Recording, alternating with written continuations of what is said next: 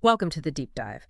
Today, we're tackling a really important issue. It touches the lives of those who serve our nation. Mm. We're looking at how the charitable food system plays a role, or could play a role, in nutrition and food security, specifically for military families. And our source for this is it's a webinar transcript, Mhm. features Dr. Caitlyn Caspy, who's really an expert in this area. Yeah, and straight away, something jumped out from her presentation. A pretty, well, concerning statistic. It really is. Mhm. Dr. Caspy highlighted that approximately 24%, think about that, nearly 1 in 4 active duty service members and their families experience food insecurity. Wow. And how does that compare to, like, the general population? Well, that's the thing. In 2023, the general U.S. rate was around 1 in 6 or 7 people. Mhm. So 24% for military families. It's significantly higher. Significantly. And that difference, that stark difference, is exactly why we felt we needed to do this deep dive today. We really want to understand what's behind this, the factors involved, and maybe explore some potential solutions that could actually make a difference. So our mission, really, is to pull out the key insights from Dr. Caspy's work here. We're focusing on how the charitable food system actually operates, Okay? and, maybe more importantly, how it could be improved to better serve families facing food insecurity, especially those in the military community. Makes sense. So how are we structuring this? We thought we'd follow a clear path. First, let's really try to get a handle on the scale of the problem food insecurity in military families. Right. Then we'll step back and look at the charitable food system itself. What is it? How does it work? Okay. And finally, we'll dig into 4 specific practical approaches that Dr. Caspy talked about for improving things. Ways to better meet people's needs. Great. Sounds like a plan. So let's start with the problem itself. You mentioned the 1 in 5 or 24% estimate for 2023. That's the headline number. That's the headline, yeah. Significantly higher than the general population, as we said. But what's also crucial, and Dr. Caspy pointed this out, is that the risk isn't spread evenly. Ah, okay. So some groups are more vulnerable. Exactly. She identified several. Active duty members, veterans too, junior enlisted personnel, families that have to relocate frequently. Right. The constant moving must be tough. It absolutely is. Yeah. Also, families with a member who has a disability or where spousal employment is limited. It seems a lot of it ties back to, well, constrained household income. And the consequences, I mean, it's not just about feeling hungry, is it? Dr. Caspy talked about broader impacts. Oh, absolutely. Far-reaching effects on physical health, for instance. Right. Increased risk of things like diabetes, other chronic diseases in adults. And for children. For kids, things like iron deficiency anemia were mentioned. These aren't minor issues. They have long-term health implications. Definitely. And beyond the physical. There's the mental health aspect, too, which is obviously critical, particularly in the military context. Yeah. Plus, Dr. Caspy's research suggests a clear link between food insecurity and just overall poor diet quality. They use something called the Healthy Eating Index. Ah, yes, I've heard of that. Right, and people experiencing food insecurity tend to have lower scores on that index, meaning their diet isn't aligning well with healthy eating guidelines. And were there any risks highlighted that are specific to the military situation? Yes, and this is quite sobering. Dr. Caspy mentioned research suggesting a connection between food insecurity and a service member actually intending to leave the military. Wow. So it affects retention. It seems so. Right. Think about the implications there. And another really important point. The stress that comes with food insecurity can apparently make PTSD symptoms worse. Oh, man. That just adds another layer of difficulty for these families. It really does. So, given all these serious consequences, the big question becomes, how does the charitable food system step in?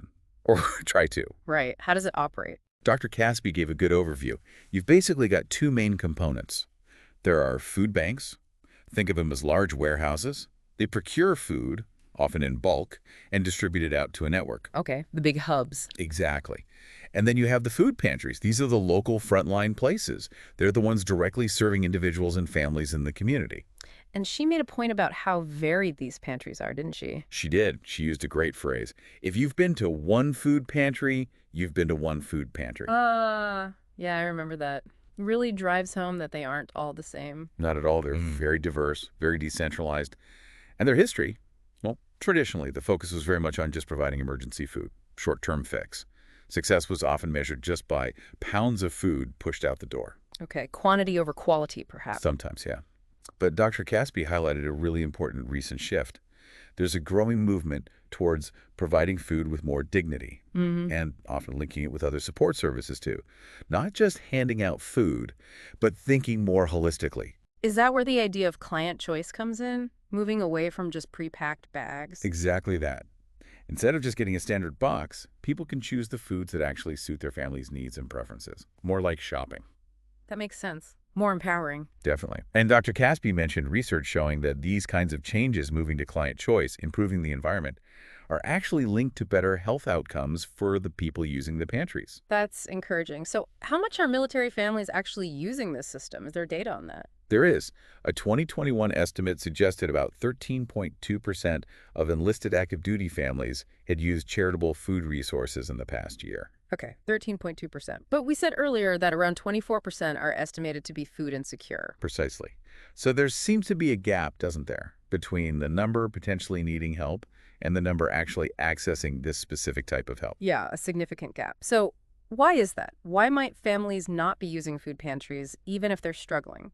Well, Dr. Caspy offered some insights, particularly around participation in SNAP, that's the Supplemental Nutrition Assistance Program. Right, the Federal Food Assistance Program. Yeah, participation seems relatively low among military families compared to their level of need. And a big reason for that, according to Dr. Caspy, is the way eligibility is calculated. How so? The Basic Housing Allowance, the BAH, is counted as income when determining SNAP eligibility. Ah, even though it's meant to cover housing costs. Exactly. So it often pushes military families over the income threshold, even if, after paying for housing in expensive areas, they don't have enough left for food. That seems like a major structural barrier. It really is. Yeah. Dr. Caspy also mentioned other factors that might play a role, things like the stigma, unfortunately still associated with needing assistance, or maybe just a lack of awareness about the programs and who qualifies. Okay, so there are barriers to accessing SNAP. What about challenges within the charitable food system itself? Did Dr. Caspy talk about those? Yes, she did. Both on the supply side, getting the food, and the demand side, people actually taking the food. Okay, let's start with supply. What are the issues there? A major one is consistency and predictability, especially when it comes to fresh produce, fruits, and vegetables. Donations can be irregular, making it hard for pantries to reliably offer those healthy options. Right. You can't plan meals around donations that might or might not show up. Exactly. And then on the demand side, Yeah. it's interesting. How food is presented really matters. How so? Like the packaging. Partly, yeah. Yeah. But also just how it's displayed. Dr. Caspy gave examples like, say, meal kits may be put on a bottom shelf. Hard to see maybe without clear labels about what's inside or an expiration date. Okay, I see. If you don't know what it is or if it's still good. You're less likely to take it, right? Yeah. And if food isn't taken, the pantry might not restock it, thinking Yeah. there's no demand. So good food might end up wasted. That makes sense. It's a tricky cycle. And didn't she also mention feedback from people actually using the pantries from the webinar chat? Yes, that was really valuable. She summarized some key points raised by listeners. Oh. Things like transportation being a hurdle, just getting to the pantry. Yeah, if you don't have a car or reliable public transport. Right. Accessibility issues for people with disabilities. The stigma, again, of asking for help, that came up. Mm-hmm. Lack of cooking facilities at home. Getting raw ingredients doesn't help much if you don't have a proper kitchen. Language barriers were mentioned too. Okay. Not getting culturally appropriate foods. Yeah. Limits on how often you can visit. Restricted opening hours that clash with work. Oh, yeah, that's a big one. Definitely. And just, long waiting times. Frustration. It paints a really complex picture of the real-world barriers people face. It really does. So, given all these challenges, where do we go from here? What were the approaches Dr. Caspy suggested? You said there were 4. Yes, 4 key approaches that she presented as holding promise for better meeting client needs. The first one was nutrition education. Okay. Teaching people about healthy eating and cooking. Essentially, yes. And interestingly, there seems to be quite a bit of interest in this within the military community. She cited one study where 58% of military families with young kids said they were interested in cooking classes. That sounds positive. A high level of interest. It does, but Dr. Caspy also shared some cautionary findings from a study they did at the University of Minnesota.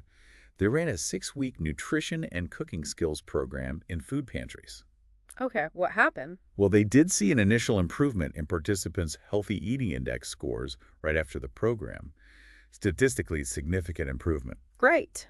But when they followed up just 1 month later, Those scores had pretty much returned to where they were before the program started. Oh, so the effect didn't last. It didn't seem to in that instance, and this was despite them providing support like childcare and transportation to help people attend. Attendance itself was still a challenge for some. So what's the takeaway then? That nutrition isn't useful. Not necessarily that it isn't useful, but maybe that it's not enough on its own. Dr. Caspy suggested it's valuable, but it really needs to be paired with efforts that tackle those bigger systemic barriers we talked about. Right. Education alone can't fix lack of access or affordability. Exactly. Which leads nicely into the second approach she discussed, really understanding client needs and preferences, primarily through surveying. Asking people what they actually want and need. Pretty much, yeah. She talked about an initial big survey they did in Minnesota back in 2017. They got feedback from over 4,000 clients across nearly 200 pantries. Wow, that's a lot of data. What did they find? One really striking thing was how much people relied on the pantries. Over half, 53%, said they got half or even more of all their food from these pantries. Half or more. That really highlights the potential impact these places have, doesn't it? Absolutely. It underscores why getting it right is so important. They also found that most people, about 90%, felt they already knew how to prepare fruits and vegetables. Oh, interesting. So it challenges the idea that lack of cooking skills is always the main issue. Right. And when asked what foods they most wanted to see, the top answers were consistently things like meat, poultry, fish, dairy, fruits, vegetables, eggs, cooking staples like oil and spices. So nutrient-dense core foods. Mostly, yeah. Less demand for things like pre-made mixed meals or snack foods, which sometimes dominate food drives. Okay. Did they follow up on that survey? They did in 2019 and 2022. And the types of foods people requested stayed remarkably consistent. Okay. But what these later surveys really brought out was the difference between what people wanted and what was actually available. Availability was much more variable. Ah, so the desire was there, but the supply wasn't always matching it. Seemed that way. For example, only about half the respondents said fruits and vegetables were always available when they visited. That's a big gap. It is. The 2022 survey also asked about other parts of the pantry experience. What makes it a good visit? Beyond just the food itself. Yeah. People valued things like being able to easily select their food, having plenty of options, finding the staff and volunteers welcoming and helpful. Makes sense. The human element. Totally. And also just the food looking fresh and appealing. But importantly, people reported these positive experiences didn't always happen. There was inconsistency. And what about the perspective of the pantry managers? What are their struggles? Dr. Caspy mentioned that a key barrier for them is often having limited options when ordering food from the larger food banks. That restricts their ability to stock those healthy, culturally relevant foods clients are asking for. It sounds like a system-wide challenge then. Very much so. And this deeper understanding of client needs led to them developing a practical resource, a guide to providing culturally connected foods. Okay, a guide for pantries. Exactly. It lays out a four-step process. First, really give the people you serve, the neighbors, a voice. Ask them. Step 1, listen. Right. Step 2, use any existing data you might have. Step 3, do a realistic self-assessment. What's our capacity? What are our resources? And step 4, recognize the crucial role of partnerships. You can't do it all alone. What kind of partnerships? Could be with community groups representing different cultures, religious organizations, even local or international grocery stores who might have access to different kinds of foods. Makes sense. Build bridges. Now, about that surveying, did she give any tips on how to do it effectively? Because asking people who rely on you for food what they think, that could be tricky. Yeah, she acknowledged that challenge. People might hesitate to complain or seem ungrateful. Right. So the guide suggests using more indirect approaches. Instead of what don't you like, maybe ask what foods would you like to see more of? Ah, framed more positively. Exactly. Or using would you rather type questions, like would you prefer mango or papaya? It helps get at preferences without forcing criticism. Clever. And it's not just about cultural foods, right? Other needs matter too. Absolutely. Dr. Caspy stressed the importance of considering other dietary needs allergies, special diets for health conditions like diabetes, religious requirements like halal or kosher, and just general preferences too. It's complex. Okay, so that's the second approach, really understanding client needs. What was number 3? Number 3 was implementing nutrition standards within the pantries. Having some clear guidelines about the nutritional quality of the food being offered. Why do that? What's the goal? It's kind of twofold. One, it encourages the pantries themselves to actively seek out and stock healthier options. And two, it can gently nudge clients towards choosing those healthier foods. How do you implement that in practice? Labels. Yeah, a common way is using a stoplight system. You categorize foods, choose often or green, choose sometimes or yellow, and choose rarely or red. Okay, like green for go, yellow for caution. Pretty much. The rankings are based on about 11 food categories and look at levels of saturated fat, sodium, and added sugar within each category. Does that sound familiar? Isn't there something similar in the military? You're right. Dr. Caspy mentioned it's quite similar to the military's own Go for Green program used in dining facilities. So it might resonate with military families already. Okay. And is there evidence this kind of system actually works? Yes. She pointed to research showing that these kinds of ranking systems do lead to healthier foods being ordered by pantries, stocked on the shelves, and ultimately chosen by clients. So it can shift behavior. It seems so. And she also mentioned a helpful tool called WellScan, developed by Marlene Schwartz. It's basically an easy way for pantries to figure out the stoplight ranking for different food products. Makes it more practical to implement. Okay, good to have tools. So that's standards. What was the fourth approach? The fourth one is called the Super Shelf Project.